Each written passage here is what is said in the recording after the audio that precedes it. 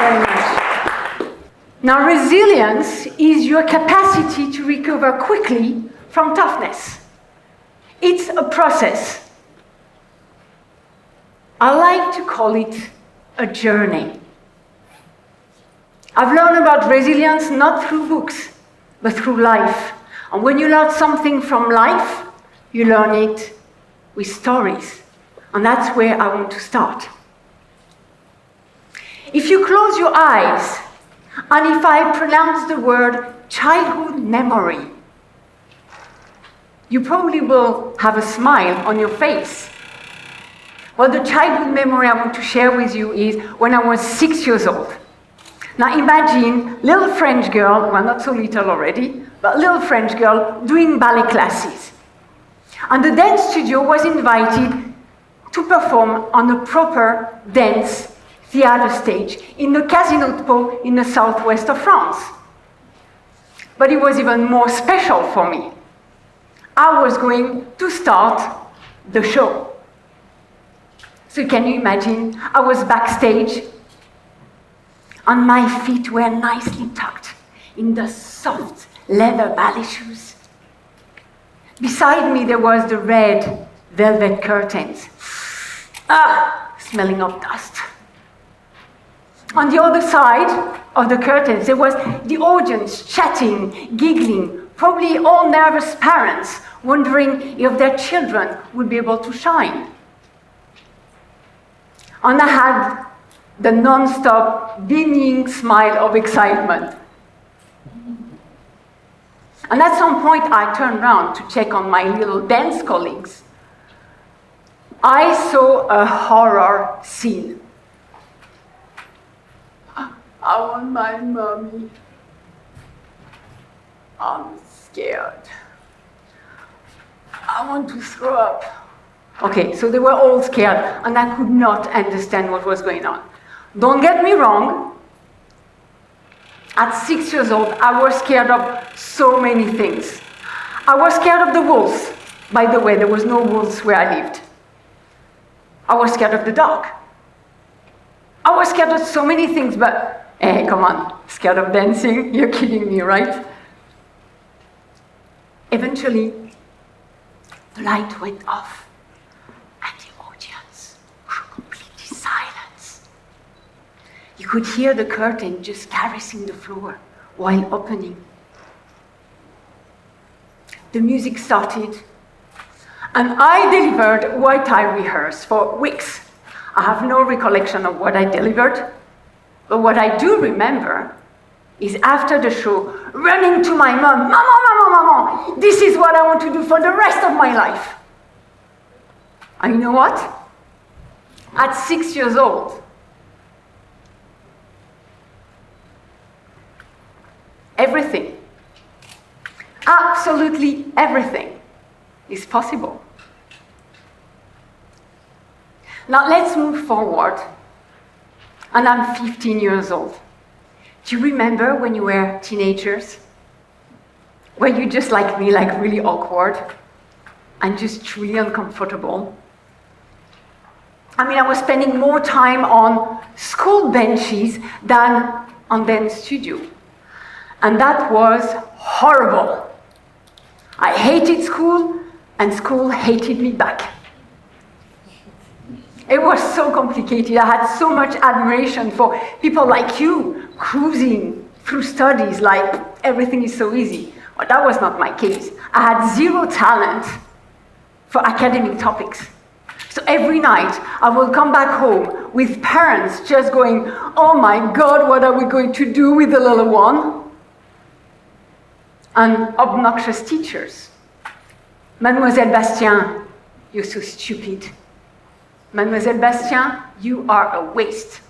Mademoiselle Bastien, you are a failure. You will never do anything with your life. So at 15 years old, I was led to think that not much was going to be possible for me. In May, end of May, 1993, yes, last century, I turned 21 years old. Now, do you remember your 21st birthday party. You're bold and confident beauty. You are probably listening, if you're from my generation, to Nirvana, the Red Hot Chili Peppers, drinking Smirnoff Ice or Malibu and Coke, that was pretty disgusting, or the cheapest beer in town. But what you surely remember is the hangover the day after. That was probably memorable. Well, guess what?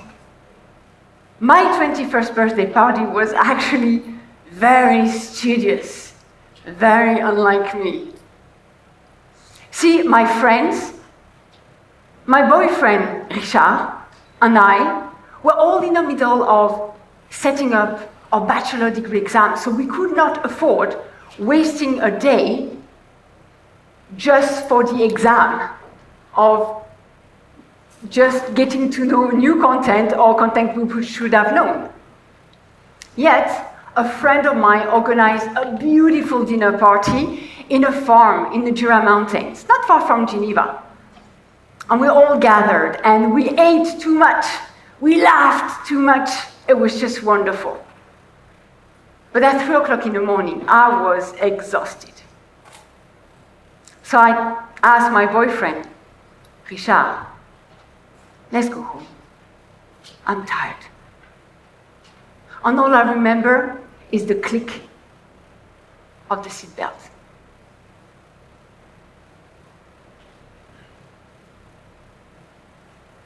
What happened next? I don't know. I don't know if it's a nightmare or if it's the reality.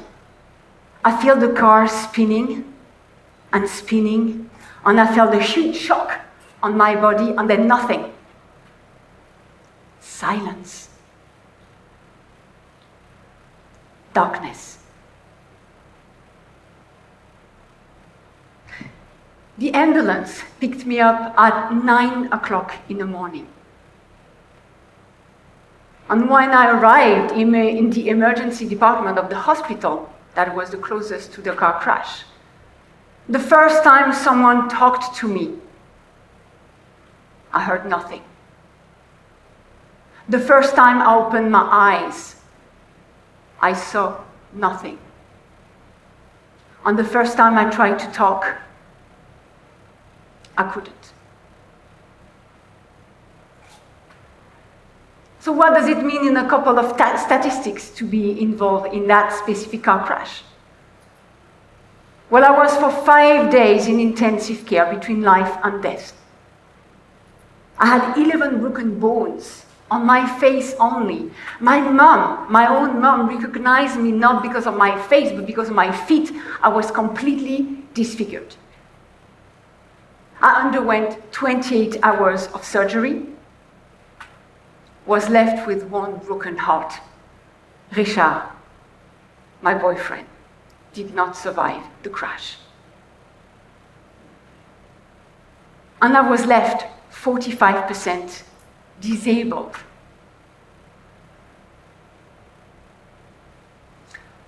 One morning in August, the doctors came round in my room and they said that I could be released. I could just finish healing in the comfort of my parents' place. I was so happy to leave the sterile environment. I couldn't just take it anymore.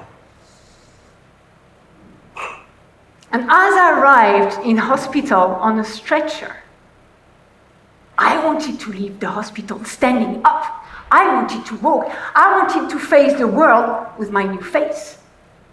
But I was still very weak. So I had to ask 2 nurses to help me. See, their strength counteracted my weaknesses. And we proceeded to walk across the car park. And we're just about to arrive at the ambulance. And I just passed by a woman who was with, I'm assuming, her little boy. As soon as she saw me, she hit the eyes of the little boy. Don't look at that. It's a monster. That and monster, she was talking about me. At 21 years old, that day, I thought that nothing, absolutely nothing, was going to be possible.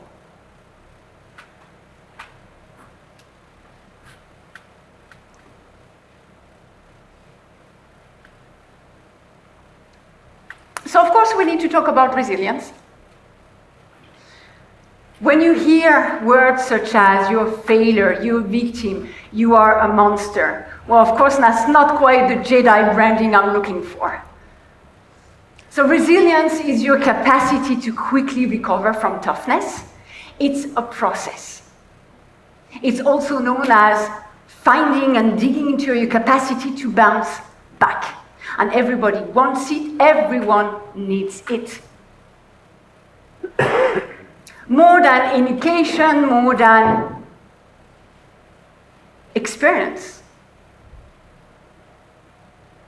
A person's ability to tap into that resource will decide and will define who is successful in life and who fails. And that's true in endurance sports. You heard it with Jeff Grant yesterday morning. But that's true in the boardroom, and that's true in life. Now, I want to make something really, really clear. You don't have to go through a tragic car crash to have to tap into your resilience. It could be anything. Anything in life. Anything that shakes you to your core. An illness, a breakup with a lifelong partner, a dangerous burnout, or a sudden redundancy. I'm sure that we all have had our fair share of drama. You know what I'm talking about. So in the definition of resilience, there is this element which is to bounce back. And I want to stay there for a moment. Now imagine you are in open waters and you're drowning. You feel the pressure of the water on your skull. And you open your eyes and everywhere is completely pitch black. You have no hope of surviving. You're drowning, you're drowning. Then suddenly your feet touch the floor and you press as hard as you can on the floor and you start kicking to go back to the oxygen and life of life. So the point of resilience is when you press hard on the floor. When you decide to go back to the field of what is possible. But what happens if you stop kicking? You will go back down again. Your lungs will fill with water. You will drown. You will die. So resilience is not just bouncing back. Resilience is bouncing forward to never go back to the place where you were drowning in the first place. Now, it's a journey I traveled for many, many years. And what I know is that there is a roadmap that could help many people, that could help you. Or it's not going to cancel the pain, it's not going to make all the problems vanish, but you will be able to leave toughness faster, you will be able to heal quicker, and you will leave stronger. Are you ready to hear how you can bounce forward? Talk loud. I'm deaf with one ear. Yes. Thank you.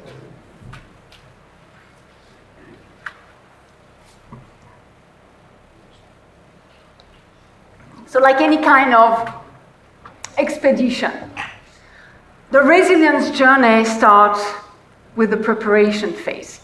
It starts exactly where you have been drowning.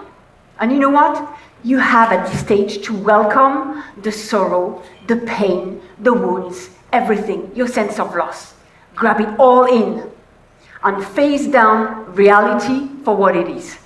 At this stage, if you try to think with this kind of rose-colored Instagram positive thinking, that will lead you to disaster.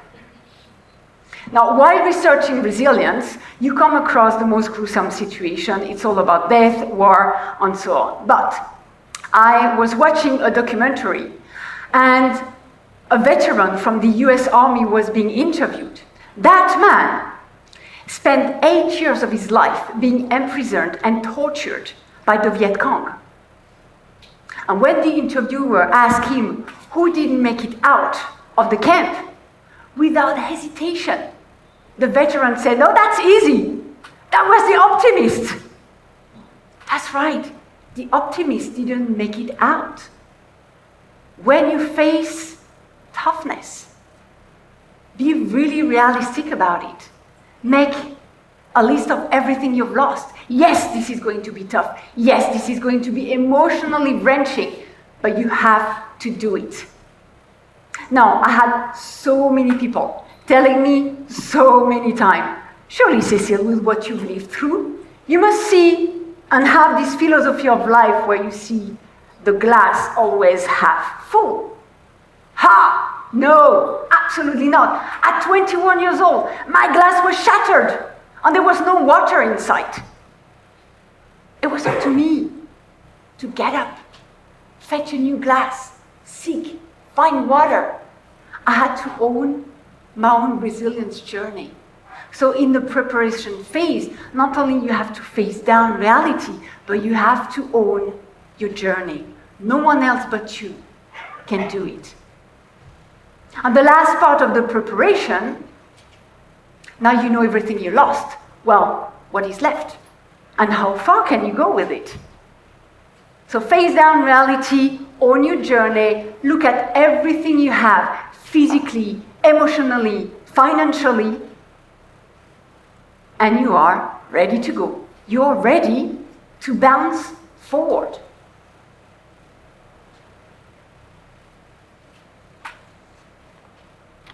The first couple of miles, they are foggy. You don't know where you're going, but you have to keep walking. You have to keep moving. Now I was called a failure, a victim, and a monster. Well, guess what? It wasn't my life purpose. It was not who or what I wanted to become.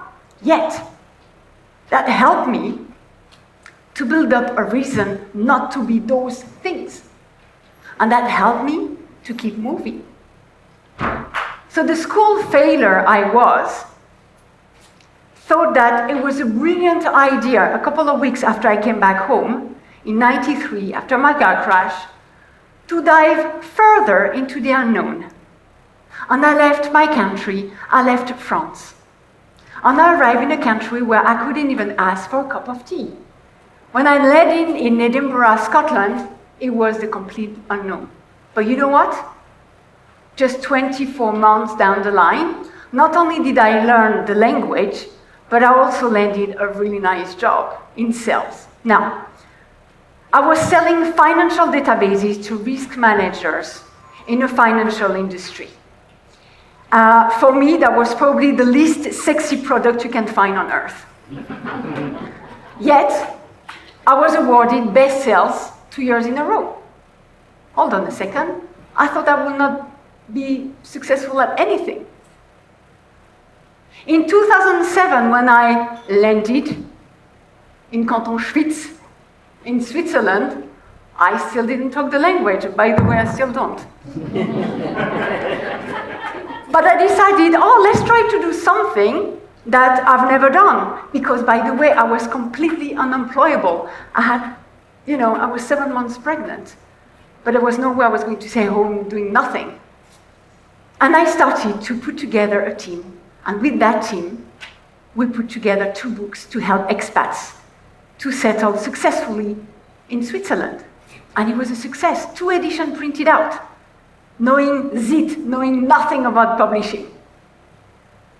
And in 2013, I started to be interested in the art of public speaking. Now, I'm not competitive, but I like to win. And within 2 years, I was actually competing on European stage. So I didn't choose to be a school failure, but I can choose how I want to define my success. And then there is the victim. The victim. Doctors were telling me, Cecile, you are weak, okay? And you are disabled. That's a heavy, heavy word to hear when you're 21 years old. Now, the way I see it, my disabilities, it means today that I can't play tennis and I can't go snorkeling. I think you can have a fine life with that. I mean, okay, I can have a different vantage point, but that's the vantage point I choose to look at. And because I was told I would be weak for the rest of my life, I dived into getting to know better how the body functions. And I tell you what, if there is one aspect of life that is resilient, is your body. It's absolutely amazing if you do the right thing to it and if you feed it with the right thing as well. But I ended up being very strong, and yes, I changed my way of life. Yes, I'm disciplined. But I wanted to test at some point how resilient my body was. And I decided to cross Scotland from north to south, crossing the Highlands. So that's around 85 kilometers. So you could do that easily over a week. Well, I didn't have time, so I thought, I'll do that in one weekend. Non-stop, 24 hours walking, ticking the blocks. I did it, and I was completely fine after. So you can choose to be strong if you want to. And when I was pregnant with my first child, I thought it was the right timing to pass my fitness instructor certification at 7 months pregnant. The baby is now 13 years old, and she's just completed a 250 bike ride over 4 days. So I didn't choose to be a victim. But I can choose to be a life warrior. I can choose to find the force. I can choose to be a Jedi. Yes, there are some metaphors that are more helpful than others in life. This one really helped me. And I love Star Wars, so. And then there is the monster. That was a tricky one, this one. For so many years, I was looking at that thing in the mirror, that girl, that woman, and all I can see was the result of the talent of a surgeon, but that wasn't me. It took me years to acknowledge her, to see her, to appreciate her. Now we're having the blast together. But yeah, I tell you what, there are some moments where I feel completely insecure when I've got this little voice, you're not good enough. I don't like to do that anymore, but what I used to do, I would put the movie on Frankenstein. Because in terms of monster benchmark, that's really good. And then I will compare myself with Frankenstein. Well, I tell you what, I think I would have made a really lame monster, and I don't think I would have passed the casting. Although between you and I, there is still one person that calls me a monster. That's my first husband, but it's a completely different story altogether. Now, when you choose who you want to be, it gives a destination to your resilience journey. And that has been proven to be extremely, extremely crucial in the most gruesome situation. Let's take Viktor Frankl. Who knows about him? Who's heard about him? A couple of people. So Viktor Frankl is an Austrian psychiatrist, and he survived the death camp during the Second World War. And if you read his memoir, there is this pivotal moment where he discovered his life purpose. And he was imagining himself giving a lecture on the psychology of the concentration camp at university in Vienna. And I tell you what, that kept him going. That saved his life. So when you choose who you want to be, you give a direction to your journey. When you choose who you want to be, you have to see it. You have to feel it. You have got to smell it as well. But it has to be as vivid as possible. And after that, easy. You need a plan, a roadmap, and the courage. to press on the destination. So when you choose who you want to be, you are definitely bouncing forward.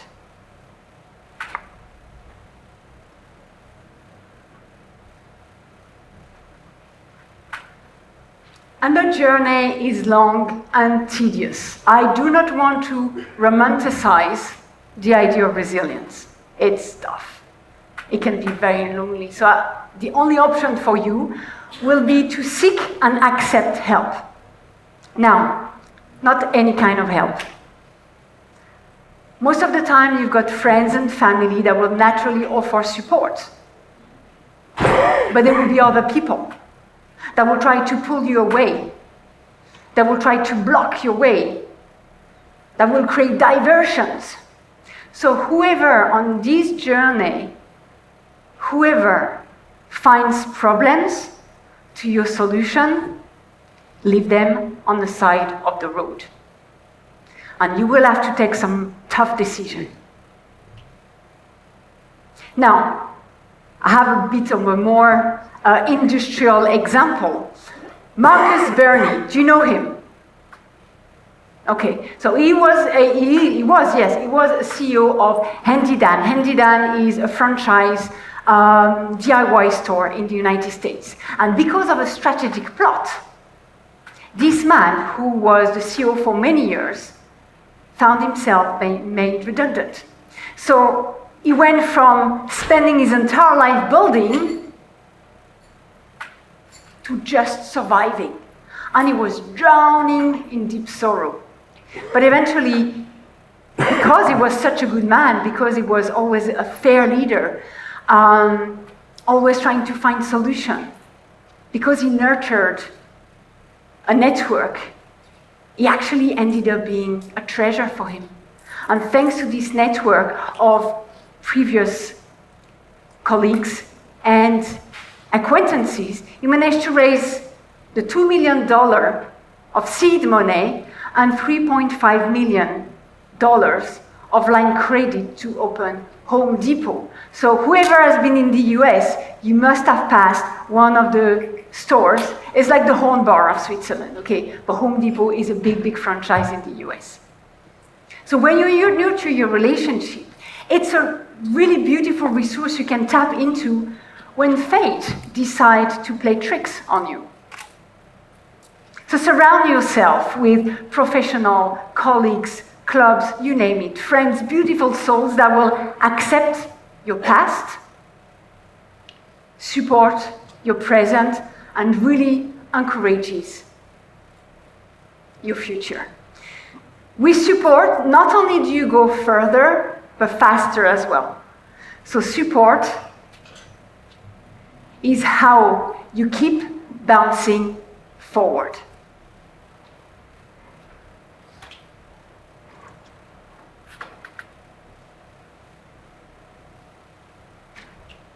And eventually come the last couple of miles of the journey. And I need to bring more science at this stage again.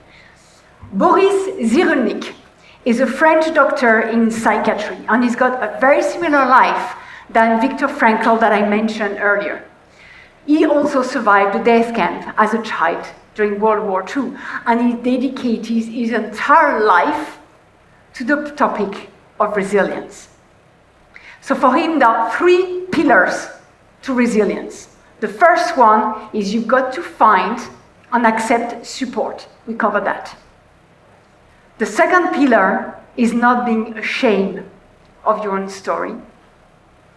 And the third one is to find your ability to articulate your own story. See, the words, they can destroy you like failure and monster, but they can also revive you, they can save you, they can heal you. And by the way, it doesn't have to be on stage, okay? You can tell and articulate your own story in the intimacy of a doctor's office, around a warm cup of coffee, with friends, or simply on a journal. But when you articulate your own story, you will have to relive your past, your painful past. And you will cry all tears and shed new ones. You will take every single vantage point of your story. But nothing will be left untold, and no corner will be left uncovered. And that leads you to another state. That leads you to close the chapter of your painful past. And that leads you to forgiveness. Forgiveness for yourself and forgiveness to whoever was involved in the event. So when you can articulate your own story, you're closing the journey and you have been bouncing forward.